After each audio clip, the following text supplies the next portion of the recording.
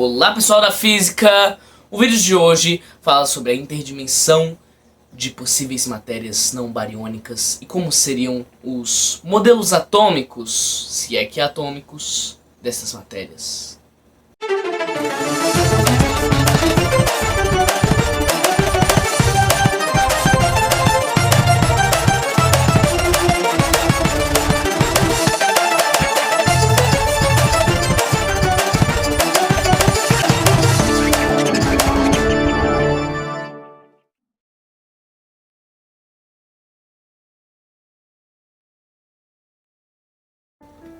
Tudo começa com a pergunta de como seriam as matérias desconhecidas. O que é a matéria escura? A energia escura?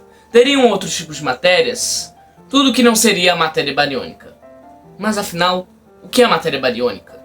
A matéria bariônica seria a matéria que compõe nós, como por exemplo os átomos, os prótons, os nêutrons, as partículas que nos compõem e todas as matérias que nos compõem em geral. Mas, mais precisamente, seriam todas aquelas matérias que não são matéria escura, nem energia escura, até onde a gente sabe. Mas, como seriam as outras matérias agora? Praticamente, as outras matérias, como a matéria escura e a energia escura, são as mais misteriosas que até hoje não conhecemos bem.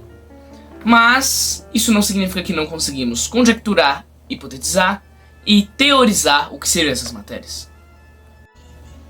A matéria escura e a energia escura, mesmo que desconhecidas por nós, ainda temos algumas informações. E vejamos elas para analisarmos melhor conjecturas e teorias sobre como seriam essas matérias desconhecidas. Começamos sabendo que a energia escura está presente por praticamente todo o resto do universo que não seja a matéria bariônica e escura, onde a matéria escura está ao redor, concentra-se na borda de galáxias. E a gente consegue saber que a matéria escura existe, além de sua concentração de massa, seus efeitos gravitacionais e suas alterações gravitacionais que são perceptíveis em lentes gravitacionais que foram catalogadas. Desta maneira, conseguimos analisar quais que poderiam ser os comportamentos da matéria escura e da energia escura. Já sabemos que a matéria escura não absorve, não emite, não reflete luz. Mas de que maneira a matéria escura pode distorcer a luz mesmo não emitindo, não absorvendo e não refletindo ela, sem ser de maneiras apenas gravitacionais? A matéria escura também teria, a partir disso, meios de teorizarmos como que seria ela. Talvez uma matéria que veio antes do Big Bang? Talvez alguma coisa interdimensional? Ou correlata ao fractal de Mandelbrot? Primeiramente, antes de começarmos este tema, já vamos explicar o que seria o fractal. Os fractais seriam os contextos onde um fragmento é repetido de diferentes padrões, porém na mesma dimensão, naquele contexto matemático e físico. Como por exemplo, vejamos o fractal Julia. Nasce para perceber que, correlata às equações, outros fragmentos são gerados, mesmo variando e derivando de um único fragmento primordial. Tudo isso na mesma dimensão, que é intermediária. E é assim que, inclusive, isso tira um pouco da dúvida dos neutrinos que eu teria falado, porque teria uma dimensão intermeia entre 3 e 4 dimensões, porque um neutrino não é nem igual a uma hiperesfera, nem igual a uma esfera comum. E assim, os neutrinos, teoricamente, mudando um pouco de assunto para esclarecer o que seriam os fractais, seriam um fractal decomposto na realidade, Porque os fractais estão sim presentes na realidade. Tanto que nós somos seres interdimensionais, comparando a diferentes parâmetros, pois temos 3 dimensões, mas não apenas 3 dimensões, temos intermeios entre 3 dimensões. O universo é plano, isso é fato. Porém, dentro dele, há uma espécie de recheio tridimensional. E é por isso que a Terra não é plano, o Sistema Solar não é plano, como por exemplo, mesmo o universo sendo, devido ao espaço e sua distribuição média geral. E assim, conseguimos ver que, mesmo escalando de uma maneira tridimensional, o universo passa a ser bidimensional depois de uma escala muito maior. E se a gente for diminuir, por que seriam os neutrinos entre 3 e 4 dimensões? Essa é uma questão para se analisar, que deve estar correlata às equações de Mandelbrot.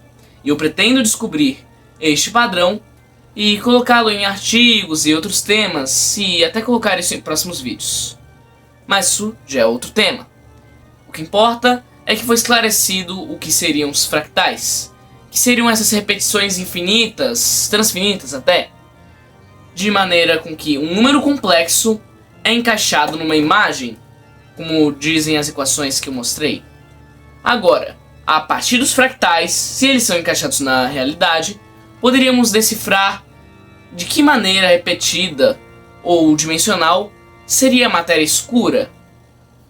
Muitas teorias sugerem vários modelos para a matéria escura, como modelos WIMPs, até mesmo outros modelos que não são tão aceitos, mas ainda existem, como modelos de Strangelets. Porém, isto eu vou explicar mais tarde, em outros vídeos, porque é muita coisa para um vídeo só. Conclui-se que a matéria escura poderia ser uma matéria vinda desde o ponto de Planck.